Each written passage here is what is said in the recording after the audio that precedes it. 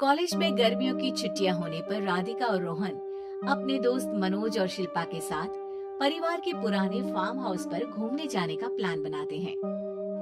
Guys, तुम दोनों को वो फार्म हाउस बहुत पसंद आएगा। बचपन से ही वो मेरी और रोहन की सबसे पसंदीदा जगह रही है।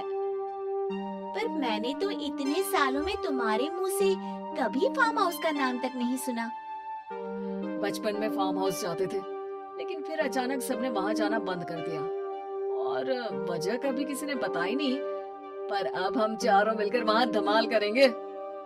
इसी तरह बातें करते कुछ घंटों का सफर तय कर चारों शहर से दूर ऊंची पहाड़ी पर बने राधिका और रोहन के फैमिली फार्म हाउस पर पहुंच जाते हैं। वाह यार, ये तो बड़ा ही सुंदर है। पूरा घूमोगे तो और अच्छा लगेगा, लेकिन उससे पहले सब फ्रेशन अप हो जाओ, फिर साइट सीइंग के लिए जाएंगे। राधिका और रोहन अपने अपने कमरे में चले जाते हैं, लेकिन मनोज और शिल्पा घर में घूमने लगते हैं, जहां शिल्पा की टक्कर हॉल के बीचों बीच रखी एक पुरानी लकड़ी की कुर्सी से होती है। आह, लग गई रे माता, इस कुर्सी को बीच में किसने रखा हुआ है? अरे तेरे स्वागत के लिए भूत ने रखा होगा। तुझे बात हंसी आ रही है? जब खुद टकराएगा तो पता चलेगा। हाँ ठीक है, पर अभी तो इसे साइड में रख दे।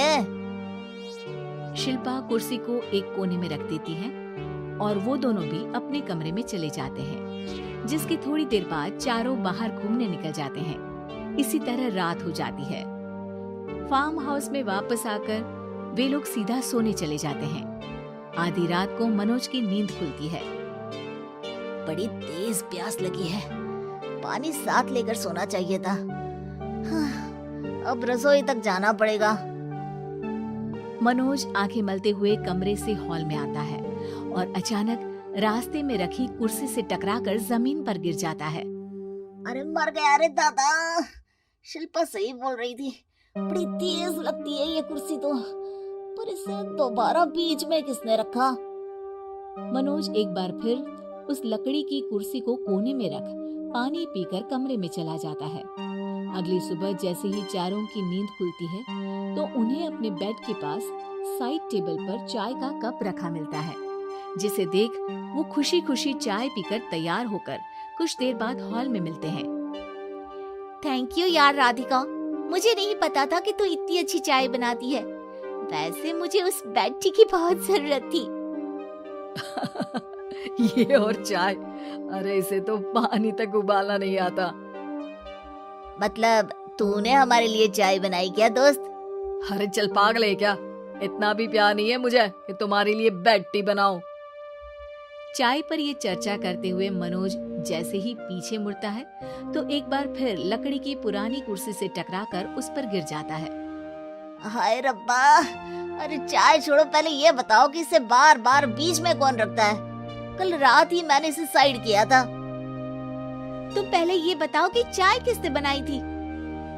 सबकी बातों को कुछ देर ध्यान से सुनने के बाद राधिका हैरानी से कुर्सी की तरफ देखने लगती है। भूत दीदी! राधिका की बात सुन आपस में झगड़ रहे सारे दोस्त शांत हो जाते हैं। क्या बोला अभी तूने? अरे पर अब वो यहाँ कैसे हो सकती है?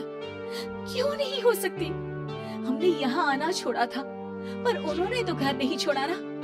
और याद करो, ऐसे बेड के पास कप रखना और कुर्सी को कमरे के बीच में रखना, ये सब वही तो करती थी। ये तुम दोनों किसकी बात कर रहे हो? अरे जो भी हो, कुछ अच्छा तो बिल्कुल नहीं लगता। अब देखो, डरने की कोई जरूरत नहीं है। वो सालों से इस घर में रहने वाली भूत दीदी है। वो बचपन से ही हमारे यहाँ आने पर एक बड़ी बहन की तरह हम दोनों का ख्याल रखती है। ओए, पगला गया है क्या? शिल्पा, मुझे यहाँ नहीं रहना, तू भी मेरे साथ ही चल। ये दोनों तो पागल हो गए हैं। जहाँ मनोज डर से वापस जाने की बात कर रहा होता है, वहीं शिल्पा अपने फोन में बिजी होती है। क्या तुम्हें यहाँ की सिचुएशन समझ में नहीं आ रही जो फोन में लगी हो? जिसे जो करना है करो, मैं तो जा रहा हूँ। मनोज हड़बड़ाहट में अपने कमरे की तरफ जाता है, जिसके साथ राधिका और मोहन भी उसे रोकने के लिए पीछे पीछे जाते हैं। लेकिन शिल्पा वो तो अभी भी फोन में लगी रहती है। कुछ देर बाद जब वो तीनों दोबारा हॉल में वापस आते हैं तो शिल्पा को सबके पैक्ड बैग्स के साथ देखकर हैरान रह जाते हैं। ये सब क्या है शिल्पा? यहाँ हम इसे समझा रहे हैं और तुम हमारे बैग्स भी पैक कर कर लेकर आई। अरे आखिर में फोन से बाहर निकलकर कुछ किया तो सही इसने। दोस्तों देखो, कल से हम यहाँ हैं। भूत दीदी ने कुछ किया नहीं ना? फिर डर क्यों रहे हो? 4 दिन और रुकोगे तो पता चलेगा कि क्या होगा। मतलब? इस पर शिल्पा उन तीनों को फार्म हाउस से बाहर लाकर फोन में पुरानी न्यूज का आर्टिकल दिखाती है। सालों पहले यहाँ रह रही औरत ने अपने दोनों बच्चों को सुबह सुबह दूध में जहर पिलाकर मार दिया और फिर हॉल में उस कुर्सी पर खड़े होकर खुद भी फांसी लगा ली थी। तुम्हारी बातों से मुझे इस केस की याद आ गई। गूगल किया तो पता चला कि ये वही फार्म हाउस है। अभी भी यहाँ रहना चाहते हो, जिससे कुछ दिनों में वो सबको थोड़ा थोड़ा जहर देकर मार दे। अरे पर ये दोनों तो बचपन से यहाँ आ रहे हैं, फिर इन्हें अभी तक कुछ क्यों नहीं हुआ? वो तो पापा बताते हैं कि हम आते थे। हाँ, और मुझे भी एक बार का ही याद है। वाह, और कहानियाँ तो ऐसे सुना रहे थे जैसे सदियों से यही रहते हो। तीनों ये बात कर ही रहे होते हैं कि अचानक फार्म हाउस में से एक आवाज सुनाई देती है। मैं यहाँ किसी को जिंदा नहीं रहने दूंगी, किसी को नहीं।